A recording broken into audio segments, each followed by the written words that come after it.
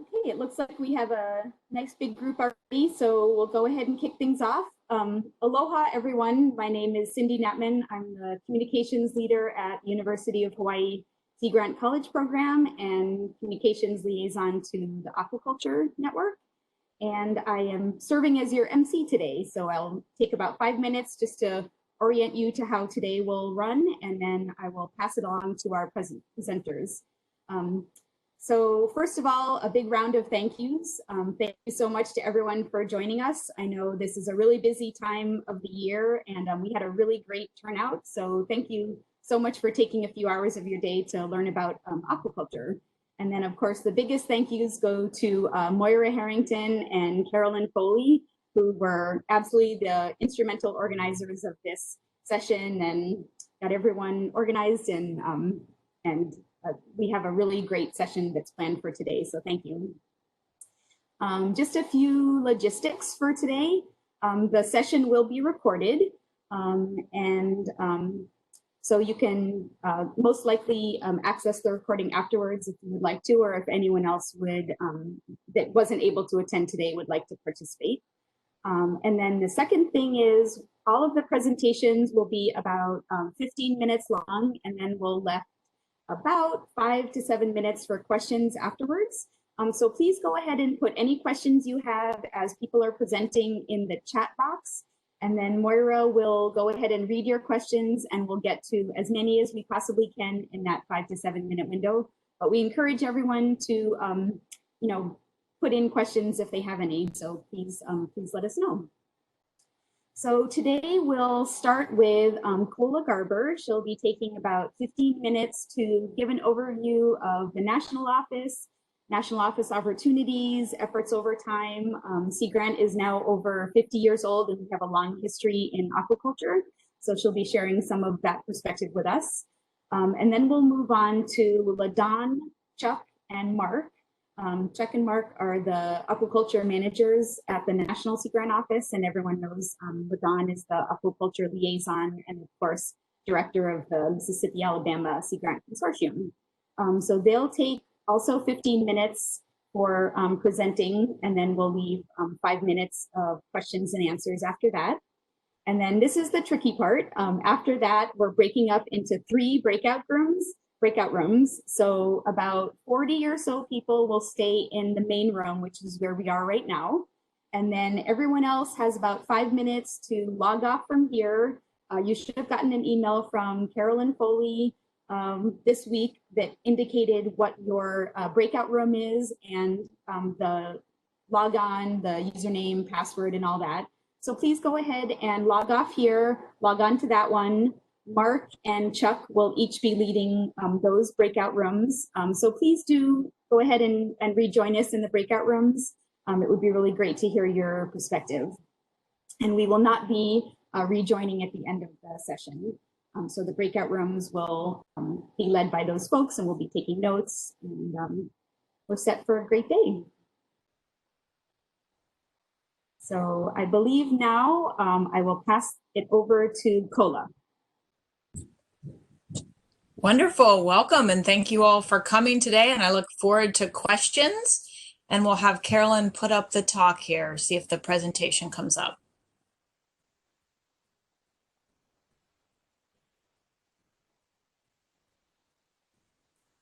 Wonderful. So I wanted to give just an overview of the National Aquaculture Portfolio in Sea Grant and across our programs. Won't go back to all, next slide, please. Won't go back to all of the past 50 years, but just highlighting that since the beginning, Sea Grant supported aquaculture research, extension, communication, education, and technology transfer. If you go into some of our old documents from the 70s and 80s in the Sea Grant Library, the National Office used to do reports of what we did as a network and by topics, and there's a lot of aquaculture activities happening. We have yet to go back and mind how much percentage of budget that was, but that's a thought for later as well.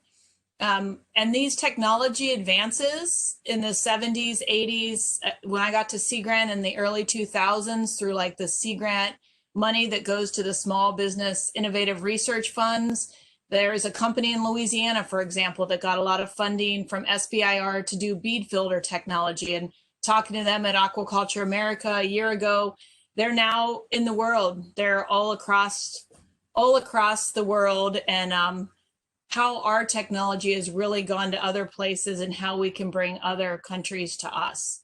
And funding has definitely been variable. Next slide.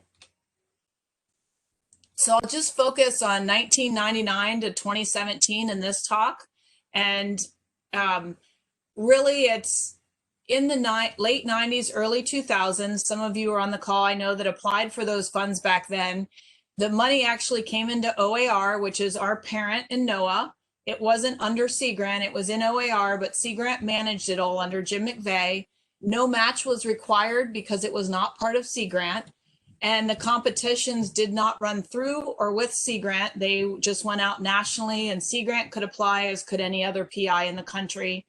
And Sea Grant also managed the money that we put, the 1% of our budget that's mandated by law to go to SBIR, Small Business Innovative Research. Back in the early 2000s, we managed that through Sea Grant as well. Now it gets managed at the NOAA level. And most of those calls for proposals, really that technology, were in the aquaculture realm. In 2003 and 2005, aquaculture was zeroed out in the budget that we had that came from the Hill. Most of the time at this time, aquaculture was added in by the Hill. It wasn't even in president's budgets. We also at that same time had Gulf and National Oyster funding that was variable, and you'll see it in an upcoming slide. That occurred through 2005. In 2010, we were able to make the case to move the funds that were sitting in OAR into Sea Grant and actually get it into the president's budget. And that one, with that move, we also started on most of our calls to make sure that the Sea Grant programs were the PIs on awards.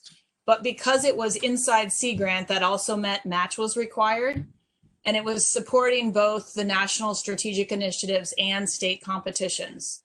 And our big success was in 2017. If you go back to the president's budget from 2017, it was the first time aquaculture was described as a national aquaculture portfolio, instead of just saying national aquaculture research, which it did from 10 to 16. And what that big change meant was that we could then much more easily fund extension and tech transfer. In the 10 to 16, we had to really watch what words we used in putting out those calls. And then in 18 on, we were zeroed out in the president's budget. Next slide. And you can just keep clicking through these, Carolyn, if you would. In Sea Grant, we really have that complete aquaculture portfolio. It's research to support industry, the extension to business support, leadership and training for safety, research to operations, and public education industry support, research to expand knowledge, as well as research for operations. And really just showing we're trying to make a complete portfolio, not just research, just tech transfer, just extension, just comms, but how do we make it one? Next slide. And here, and we can share this information later if people want to.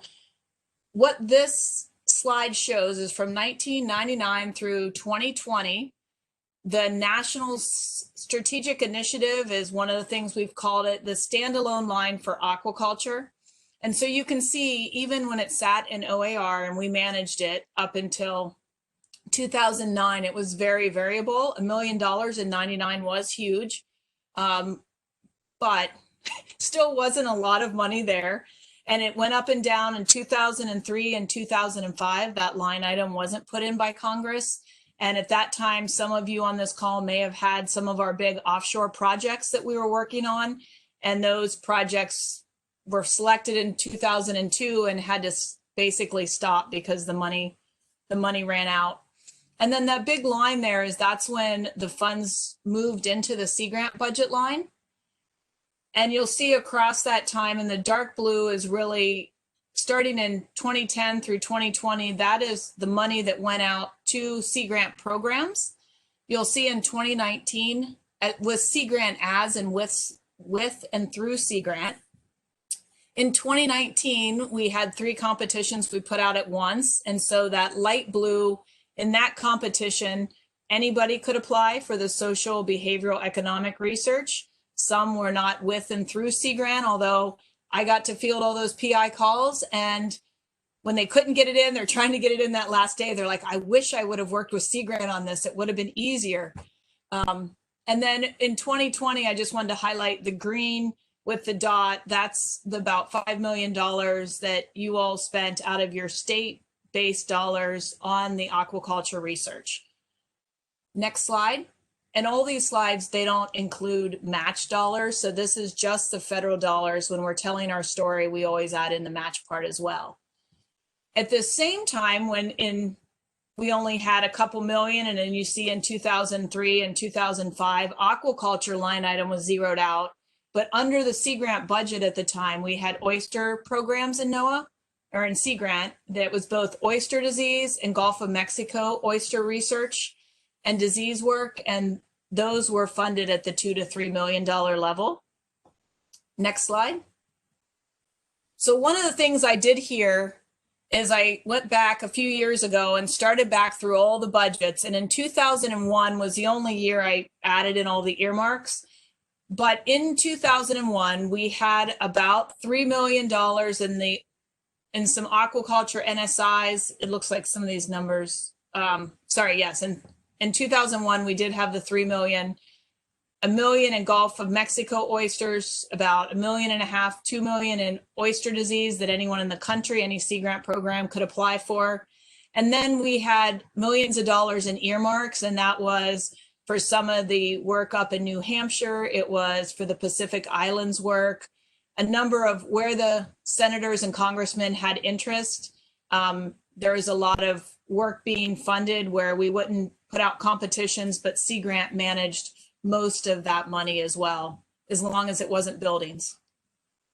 And then this just shows, I did overlay the Gulf of Mexico and oyster disease for those years. And then ideally in 2007, Sea Grant had worked with a lot of the industry, and I'll say this, Sea Grant as a whole, as well as NOAA, trying to get it into the president's budget, as well as rolling the oyster money and the aquaculture money together to just be aquaculture and everyone could apply. It didn't help us as much from 2006 to 7, but those were also bad budget years as well for many folks. Next slide. This is a slide of NOAA aquaculture annual investment. We do have aquaculture investment. The OAR, ORF, that's OAR is where Sea Grant sits. So you can see most of that blue dollars, or the light blue is Sea Grant dollars. SBIR takes 1% or a percentage, it keeps going up, of all research dollars that come into NOAA. And in the SBIR competitions, aquaculture has been one of the topics in phase 1 and phase 2. And so that's the money that goes, some of it Sea Grant dollars, some other programs. And you'll see NIMS money, NIMS SK is Salt and Stall Kennedy grants, and then NOS, a lot of that is James Morris's work on spatial planning. Next slide. And this was estimates by line office of aquaculture grants in 2020, and this was shown to MAFAC. Paul Doremus was using some of these numbers, so we borrowed the slide. But it's really, there's the marine aquaculture pilot programs through the commissions, the oyster research grants through NIMS, and the Salt and Stall Kennedy grants. In OAR, we had the National Aquaculture Initiative, as well as the base competitive state research projects that were 5 million is what you all had funded in year 1. And then SBIR sits in OAR to manage. And so that's why it's showing under OAR. And then NOS competitive grants are some of their HABs work and other things that go out and that they highlight work with aquaculture as well. And we're trying to continually work with them. And you'll see in the OAR, I tried to highlight plus match, because we try to get the rest of NOAA to talk about our match as well as we move forward. Next slide. just as some of you may remember, really our results are coming in right now. The 2016-17, we had a call for aquaculture research projects. In 2016, many of you benefited from the aquaculture conferences and workshops portal we had out. 2017, we had 2 competitions, a small scale and a larger scale one. And in 2018, it was just 1 call. Next slide. In 2019, you all may remember, we had 3 calls at once after the shutdown. So therefore, they were all fast and furious. And that's one of the reasons we also put, you'll see here, the Exploring New Aquaculture Opportunities and Advanced Collaboratives were Sea Grant programs only, where the social, behavioral, economic, anyone could apply. And that was really done for a number of reasons, to reach out to a number of researchers, as well as give you all some relief, because they were all due around the same time. And this is just a table that when I was managing, I wanted to really try to start capturing, and I know you all are starting to capture this at the state levels, and your POs are as well, how many proposals came in, how much money it's for. And as you can see, when you get to that fundable category, the advanced collaboratives, we could only fund 11, but 25 of the 34 were deemed fundable. So had we had 14 million more dollars, we could have had even more activities going on. And this is numbers that's really helpful. Sometimes Congress asks us, we'll get a, what they call a get back that says, well, you got this much and you funded this much, how many could you have funded? So we're trying to start collect some of this information so we can tell the story. Next slide. And in 2020, we had the Aquaculture Supplemental, which some of you were able to get some funding there, the COVID-19 Rapid Response, and the Addressing Economic and Market Needs for the U.S. aquaculture industry, which is in the final throes right now of being processed through grants, and an announcement should be out soon. And then you may have also noticed that this year, Mark and Chuck had worked with the Ocean Acidification Office, and it's a joint call that went out. So we're both putting in money, and this is one way we're able to reduce the match, because Sea Grant's 50% match is only on the Sea Grant dollars, and OA dollars didn't have any match. That one's currently open, and we are anticipating 1 or more NOFOs coming out this spring, as soon as possible, actually, but we wanted to have some of the listening sessions on mechanisms first, and also see what happens with the budget, hopefully in the next week or 2. And then what we're looking to do is, as Mark, Chuck, and LaDon are having listening sessions, they're taking and analyzing all the money from the survey that LaDon had put out, thinking about what our calls will be and putting them out ideally in the summers going forward for fall, spring due dates, so you have a lot more time to think about it and get in really good proposals. Also, as well as trying to look ahead and say, here's what we look to be funding in the next couple of years, so you can plan and not have to apply to everything. Next slide. So in general, our portfolio builds on numerous aquaculture projects from not only Sea Grant, but there's a lot of this Sea Grant state program may fund something, and then the national program funds it, and then Saltonstall Kennedy or a fisheries commission, and then SBIR gets in to get the technology out. And then in some of the soybean work with California Sea Grant, it went through a number of these different funding mechanisms, and then the Soybean Alliance stepped in to fund some of the research at the very end. Just highlighting that state program RFPs are odd years. So 2021 for 2022 funding, and historically those have addressed local, state, and regional needs, and national competitions are normally yearly, sometimes more than one. As our numbers get bigger and the amount of money we have gets larger, and it's addressing specific regional and national needs. Next slide. So what did Sea Grant do? Some of you will say, well, you were $1 million in 99, now you're 13 million. Sea Grant, what happened? Well, I'd like to say that we created a plan and we collected data. Those of you that remember back to the 2000s early, we had aquaculture theme teams. Before that, we have 30 years of aquaculture work in Sea Grant. We then had an aquaculture theme team. that was kind of like a visioning team, but moved things forward.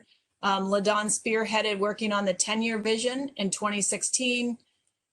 We have had, in 2017, we started taking all of your measures and metrics, the jobs created, retained, businesses created, retained, and we pulled out that information. So we were able to start telling the story internally about what aquaculture does for NOAA and telling the story. Each of you daily with your constituents are telling the story of what Sea Grant can do and what can happen in aquaculture, as well as some of you will say telling people don't go into it if it may not be right for you. Next slide. So this is just a snapshot of what we did in 2017, and we update this annually when we put those numbers out. So those should be up on our website now too. Next slide. And what we've been doing now, or what we've been doing just recently, it's the National Aquaculture Initiatives Grant Program, national leadership and more staffing. It's not just me part-time. As in 2019, we now have LaDon on as our liaison, and we have Mark and Chuck full-time working on aquaculture. We also had network visioning. Many of you worked on the aquaculture communication strategy to take us another level. We also had the session in Mobile last year to talk about phylogenies and a lot of what Sea Grant's been doing, looking over 50 years, telling that story. And then recent survey, listening sessions, opportunities for next steps, the mechanisms for Sea Grant researchers to compare notes and share ideas. We still want to do that. It was in the 2019 calls in 2020. We were just not meeting in person. So thinking about how we can compare these notes and share ideas. Mechanisms for Sea Grant extension professionals to collaborate. You may not all know about each aquaculture species or technology, but I bet someone in our network does. So how do we get those collaborations going? And bridging individual research projects to federal aquaculture labs. We could do extramural regional pilot projects, and then more topical analysis, what's done. When I did aquaculture many, many moons ago, and when I came back into the national office working on these calls, it just really hit me that aquaculture, as we said on the listening session the other day too, it hits every part of what we do as Sea Grant with technology and our constituents, our working waterfronts, all our different populations, workforce development. Next slide. So where do we go from here? And these are just a lot of opportunities. And once again, hitting that it's not just food fish. We have bait fish, we have ornamentals, recirculating, offshore, seafood consumption, seafood safety, international trade, nutrition. So with all those topics, 13 million sounds like a lot, but when you start putting it to all these, what's our highest priorities and how can we bring in more resources to bear? And with that, I'll open it up to any questions. Terrific. Thanks so much, Cola. And I have not seen any questions show up in the chat box yet, but people feel free to start typing away. Although I will point out that Stuart Carlton made a comment that that's a great demonstration of the power of using our reporting in a constructive way. So there's a lot of information. So maybe people are just digesting that and formulating their questions. Well, I love to talk budgets and mechanisms and all that. So if you ever want to talk about that, let me know and we can dive more in. But as you said, it's a lot.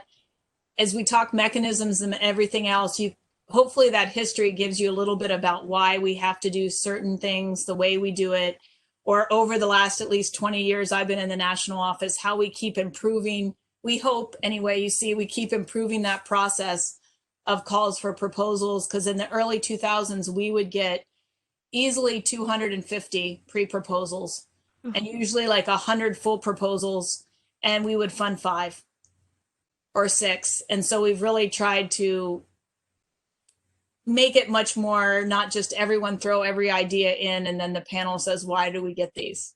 Mm-hmm. And we can always come back for questions later too, Moira, if. Sure. Oh, you're probably seeing this one. Thanks, Cola. I'm wondering, Do you think there might be a dip in next year's funds, similar to the dip from 2008 to 2009 because of the economic downturn? What I'm seeing coming off the hill, no. But in 2005 is when our budget tanked one year and we had a House mark and a good Senate mark and we got less than both. So right now we have a good House mark and a good Senate mark in the 2021 budget at 13 million. I want to say it's 13 million. So we'll see what we get. Hopefully Friday is the end of this continuing resolution. We will either have a budget, another continuing resolution, and I'll just stop with that. Hopefully nothing else. Yeah, no shutdowns. Well, I'll also be curious to see with earmarks coming back if we see any, you know, as we know in the Senate, some of the senators like to maybe call out red snapper or something. And if, you know, what is the return of earmarks in Congress going to mean maybe potentially for aquaculture? I don't know. And if we look at 2001, it was millions of dollars. But we'll see what that means. And I do see, Peter, yes, there are positive interactions with the Department of Agriculture. Mark and Chuck have been working a lot with them, as has LaDon. All the different parts, as well as the new part many of our extension agents have, and some of the funding, the relief funding that's been going out. We've been working with a new part of USDA that we hadn't historically worked with. Thank you, and thanks, Mark, for the numbers 13 and 13.5 in the Senate for the FY 2021 budget.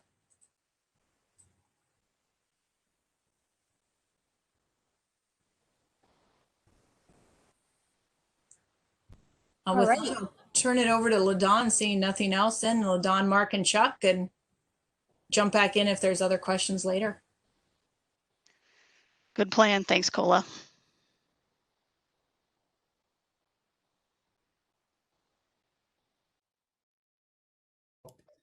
Okay, I got the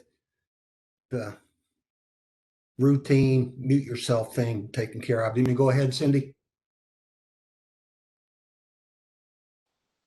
Yep. So I was just going to say, LaDon, you're up first. Right. Yeah, more of the earmarks. We might be doing zebra mussel stuff in the Great Lakes again, like there's never been earmarks besides red snapper. I was there when that was happening. That was pretty amazing. I didn't mean to call out just red snapper, but you're right. There could be freshwater earmarks as well. So true. Who's sitting at the table, right? All right, very good.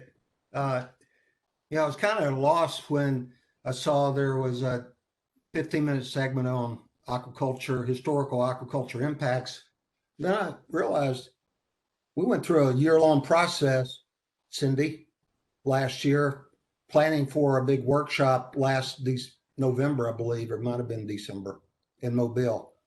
So then I started breathing easier. And what I'd like to do, and my two dogs, sorry, there's not much I can do about the interruptions from the dogs. So what I want to do is really pitch an opportunity to the network. And to do that, I need to go back and maybe describe a little bit of that phylogeny work. So one of the things I did in the first 2 years as the aquaculture liaison was to mine all the peer, some of you are old enough to remember NIMS. There probably was another database that the national office had at the time. So Susan Holmes in the national office was wonderful. When I told her what we're trying to do with these phylogenies, she went back and did some keyword searches ranging from aquaculture to farming to aquaponics. I don't know what all she did, and sent me a huge database of information. I think there was around 3,500 lines of data in there from annual reports that were submitted by all the programs.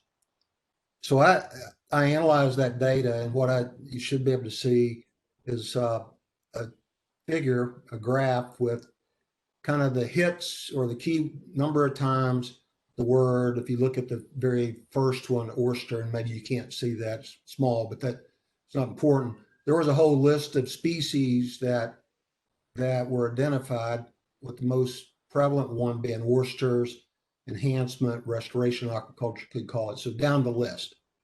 So from that list, we spent 3 or 4 days in Mobile developing various phylogenies. And there was 10 or 12 people involved in that.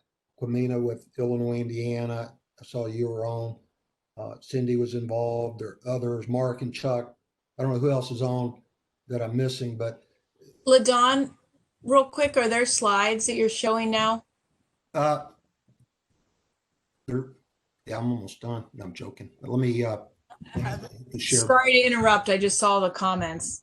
All right, great. Thank you. Couldn't see what was going on. So I'll go back and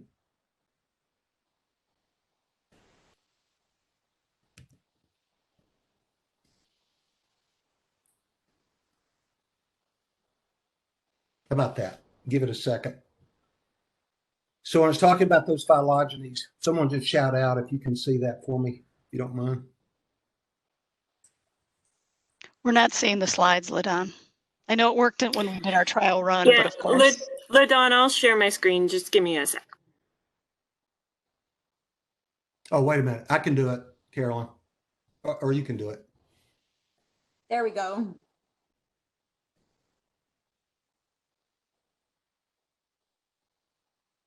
Almost up now. All right, great. You can go to the next one, Carolyn, if you don't mind. So those are the species that we identified in the database that Susan Holmes put together for me. And we focused on species more so than other topics like diseases or marketing or production methods, those sorts of things. And really it was Brooke Harney who said, let's talk about putting food on the plate and creating jobs. So there's a lot rolled into those species, and we'll get to that. But those are the initial list of species that were mentioned. We even had some species, Cindy, like threadfin, which I believe is a Hawaiian species, probably an offshore aquaculture species. So we took that list. Next slide, Carolyn, sorry. So we took that database and we organized those, literally cut out those little pieces of paper individually. And those are the recaps. There are a few things that I learned while we're doing that. One, we're a lot better at putting together impact and accomplishments now than we were 15 years ago and earlier. We were horrible at that early on. It's amazing some of the stuff that programs stuck into an impact or accomplishment. But we've gotten really good at that. And I say that because going forward, when we need to document the impact that we've had with the funding that we've received, we're much better positioned to do that than we were in the early years. So we had a great team of people that spent several days in Mobile. We kind of grouped those things. Go to the next slide, Carolyn. And it ended up, this is just, I'm gonna give you 3 or 4 examples. This is bass, and that would include largemouth bass for pond and lake stockings, sport fish, or even food, hybrid striped bass, striped bass. So there's a lot in there. You can see the branches. Next slide, Carolyn. And then clams was one of the bigger ones. You can see the different branches there. And underlying each of those concepts or ideas are the impacts and accomplishments that were submitted by programs. Next slide, Carolyn. And then the big one that we've done, and we've been involved in it, and I think you get an idea, besides the work through state programs, which has been significant, and the NSIs, there was also the oyster disease competition and the Gulf Oyster program. So probably the number one species that we've helped and nurtured has been the oyster industry. Next slide. And then you have salmon and trout, kind of group those together. A lot of work in the Northeast, West Coast with salmon, but you get to the Great Lakes, a lot of work's been done with rainbow trout and other salmonids in the Great Lakes. Next slide, Cindy. Stock enhancement. There's a lot of interest now in restoration aquaculture. Not that there wasn't pre-COVID, but certainly now with the shellfish industry, there's a lot more interest in working with farmers to use some of their product for restoration purposes as the markets close. Next slide, please. So here's the opportunity. there was a lot to what we did last year with developing the phylogenies. What I have in the liaison budget is $50,000 to sub out to programs. Could be multiple programs, but obviously there need to be a lead to flesh out, develop stories for some number of these 17 phylogenies have been developed. There's no real way of doing it. It could be as simple as taking the top 5, the ones with the most, where most of the work has been done. It could be more strategic. It could be things where Sea Grant's had more seminal involvement in starting up an industry, let's say sturgeon in California, which I know is a fact. Early work was led by California Sea Grant on the sturgeon work. Abalone is another example. So through some process, we're going to contract out to programs some amount of money, anywhere from 5 to 10,000, based on the work involved, to build stories. And sorry about that. Next slide, please. So the only benchmark or baseline that I have is some of the work that was done during the 50th anniversary. I thought the Communication Network and the National Office did a fabulous job of telling a different story about some of Sea Grant's work every month for a year. So I just pulled out one of the two one-pager front and back, and next slide, which is just the back side of that. So that is an example of a story that could be built, and it could be built let's pick hybrid striped bass. There could be multiple stories. You could tell an overall story about Sea Grant's role in hybrid striped bass aquaculture, but then within that, you could tell sub-stories, if that's correct, about Sea Grant's involvement in developing broodstock, some of the genetics work, some of the hatchery work that was done. So there's a lot that can be done with this information. It's been compiled. I have it. It's just a matter of adding this year's information to it. And Susan thought maybe within another month that they would have the impacts and accomplishments for this year available. So after the first of the year, we will do some sort of call. It'll be through Mississippi, Alabama, to the network, asking for their interest for proposals. These will be short proposals, 2 or 3 page proposals, kind of laying out what might be done to build stories of some form around some of these species. I think that's the last slide, Carolyn. Yeah. So sorry about the very beginning. Sorry about the dogs. But I will, be happy to try to answer any questions you might have about, the impact and in particular about any interest or your thoughts on building these stories that we then can use. And what I didn't talk about is how these might be used. And we can that's a whole discussion in itself, but I'll be happy to try to answer any questions you might have.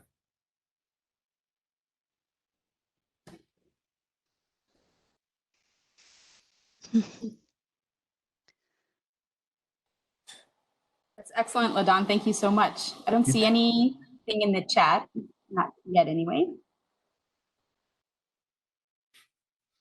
I'd ask the question of the folks online, is there anyone interested in participating in this story building exercise? Yeah, Terry, there is a write-up. It's a whole document. I've sent it out to SGA. I've sent it to the directors. I can send it to you directly if you just shoot me an email, Terry. It's a rather large PDF, but I'll be happy to do that for anyone that's interested.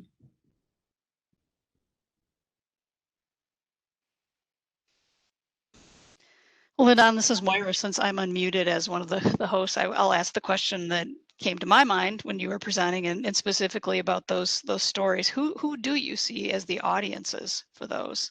Are we talking researcher to researcher? Are these very more dense and scientific, or are we talking policymakers? Who do you see those stories being targeted towards? We've had several discussions about that more, and I think you've hit on it all. And I think the way we build those stories, maybe it's where you're going, would be based on the audience we're trying to reach. I think the one group in particular that I'm always interested in is to make sure we continue to receive the funding that we need to advance a sustainable aquaculture industry in the U.S. So I think in large part it would be for leaders, whether they're elected leaders or local leaders or state leaders. So that would be an audience. Maybe an indirect way and maybe even a better way of getting to those people would be to create these stories for the industry, and in particular the farmers. They're the ones that will be listened to by their congressional delegation. So in a lot of ways, maybe the industry, there's a lot of industry people who've been around a long time that really don't know what Sea Grant's role has been in developing some aspect of an industry. And I think Cola mentioned one, just recirculating aquaculture. The folks at LSU, Ron Malone, several others, but Ron was the one I always thought about years ago that did a lot of work with bead filters that is mainstream right now in a lot of respects. Sea Grant was heavily involved in that besides SBR. So I don't know that industry is fully aware of all that Sea Grant's been doing for the last 50 years in aquaculture. So that would be a key one. I think another group is ourselves, internal communication. I don't know. And I've been involved in aquaculture since I've been with Sea Grant in some form.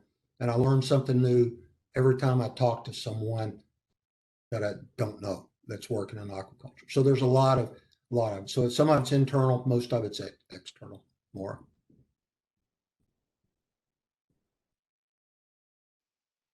I'm not seeing any other question. Well, here, Hope Charter said she is a communicator with Illinois Indiana Sea Grant. She said she would be interested in your mini grant project there.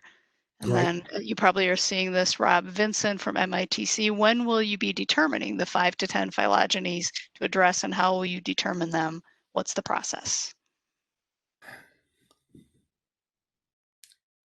Well, here's my philosophy. I'd rather not dictate what those would be.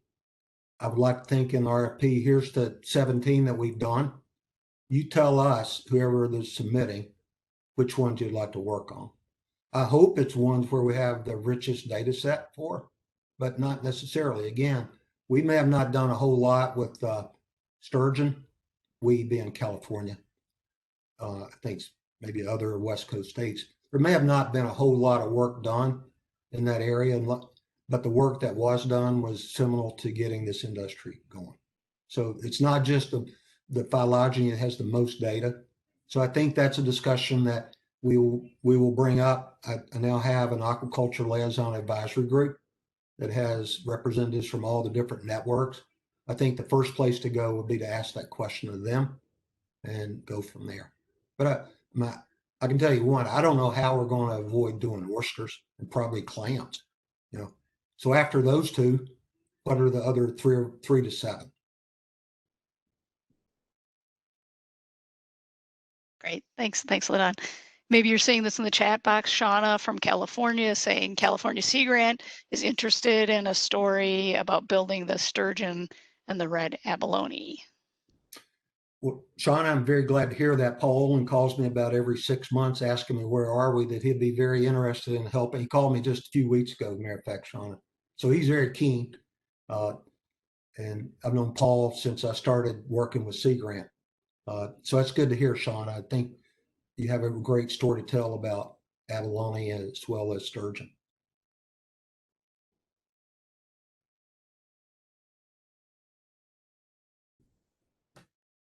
And while we're waiting to see if there's anything else coming into chat for LaDon, just a reminder, if you wanted to ping Cola again for anything harkening back to her presentation, or put in any observations about aquaculture. I know we have a great... Something pop up from Linda, but I don't see that. Maybe it's at the top, not at the bottom. I'm not seeing that. There's something here that just came in from Lauren Jeskovich. FYI, Michigan does work with Lake Sturgeon with tribal nations. That could be also added to the story of sturgeon. It's got to be in the database. So maybe it is. I don't recall seeing anything about Lake Sturgeon aquaculture. but that would be great. That's good to know, Lauren. Again, I think if nothing else, the visioning document, there are a lot of other visioning documents done after the aquaculture vision is done. You could do this for everything we do. I'd love to see something similar to this for resilience, water quality, a lot of things. I'm not volunteering to do that, but I just think it was a great exercise, and I would say we're halfway through. Now the fun part's beginning, where we tell those stories for various audiences. If I could add one thing, one of the things I'm really excited by when it comes to these phylogenies is they have an ability to reveal stories that aren't finished being told. And we have a lot of good information about kind of complete stories and large amounts of impacts over a long stretch of time. But we can also look at some of the smaller data sets and get a sense of things that just are still sitting there unfinished that we need to give more attention to. Yeah, Kwame, I actually saw Fred for the first time in 20 years last year. I know we all know Fred did a lot of work with green water culture. Fred didn't do the work. I forget Steve, he did all the work, but Fred worked too. So that's good to know about the sturgeon. But again, if it's not in the database, it's hard to count it. Although I will say this, there's a lot of stuff that wasn't in there that we know that was done. And we identified some gaps and need for additional information. And that very well could be some of those 40-year-old written reports that are in the Sea Grant Library. And I actually have talked to the Sea Grant Library. Some of that would need to be part of the story building to identify some of those gaps. Thanks, LaDon. And I'm also going to jump up one comment from Quamina. So Emma Wierma, who's affiliated with our program in Wisconsin, could the deliverable of these stories be diversified? Could we do videos, story maps, etc.? Or is that up to however the communicators and whoever wants to present? Well, we all know how creative Sea Grant can be. And, I'm the simple thinker here. I put the simplest thing that can be done on the screen. So absolutely. That would be awesome. It could be story maps. It could be videos. A lot of different delivery methods. I'm all for that. I think we all are.